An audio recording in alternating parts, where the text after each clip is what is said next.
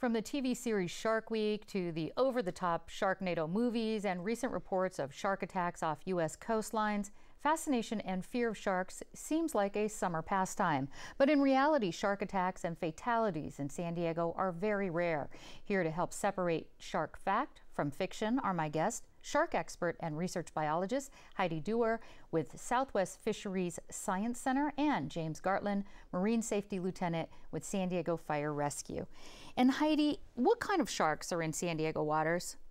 There are quite a few different species over a range of sizes. You would have everything from horn sharks in the kelp forest to seven gills, all the way up to the occasional white shark visitor. Yeah, I think we're looking at some video of some seven gills here. Well, which ones are most dangerous to people? Are they all?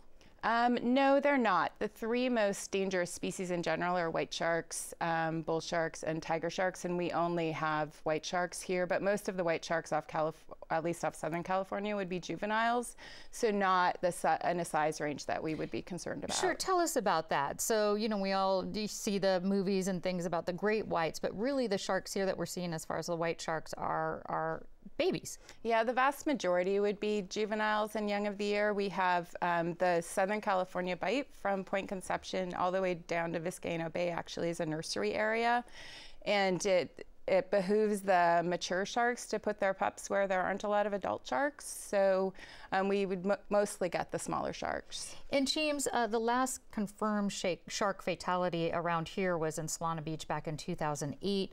How common are shark encounters here on the coast here? They're not very common. We break them up into three categories. It's possible shark sightings, confirmed shark sightings, and then shark attack. The majority of the time we get possible shark sightings and some confirmed shark sightings, but it's not very common. I would say one a year is about average. Yeah, one a year for how many people are in the water. And Heidi, we've had especially warm water off our coast this spring and summer. It also spikes our temperatures in August and September.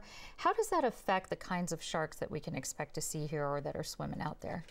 Interestingly, we actually have a research survey that's been out on the waters over the last 20 days, and most of the sharks we would normally see would be like makos and blue sharks, and they've seen almost none of those. The catch numbers have been really low, but they actually caught a smooth hammerhead shark for the first time in 21 years of doing the survey. So, and where was that? Just off of San Diego. So what we're seeing is an influx of animals from farther south coming up into the warmer waters, and sort of more of an exit of the normal sharks. I see. Now, James, in the very unlikely event that one time a year that you might see a shark or be attacked by a shark, what should you do if you're out in the waters? Well, if you would see a shark, you know, you want to report it immediately. Obviously, you want to get out of the water. If you are attacked by a shark, which doesn't happen once a year, only the sightings are once a year, but if you're attacked by a shark, obviously get out of the water, keep your eye on the shark, you know, fight to get away from the shark, and then seek treatment immediately. Contact the authorities, contact the lifeguards, get on your VHF if you're on a vessel, and let people know so we can warn others and clear the areas where the shark has been sighted, attacked. And that was my next question. If somebody sees a shark, when do you close the beach? What do you do on the beach? We do. If it's a confirmed shark sighting, we'll send out air assets. We'll send a helicopter out to try and get a visual on the shark. We'll send a vessel out. And when it's a confirmed shark sighting, what we'll do is close the beach a mile north and a mile south, and we'll notify other beaches. We'll put out a public safety announcement, and we'll get people out of the water. And kind of track that. Well, besides sharks, Heidi, what are some other local sea life here that could pose some injuries or danger to people who are getting out in the surf? A couple things would be stingrays, and certainly there are a fair number of stingray stings every year, which is another, it's a ray or skate that will poke its stinger into somebody's foot usually, and then jellyfish. Those would be the two things that, and neither one of those are fatal or more than just temporarily painful.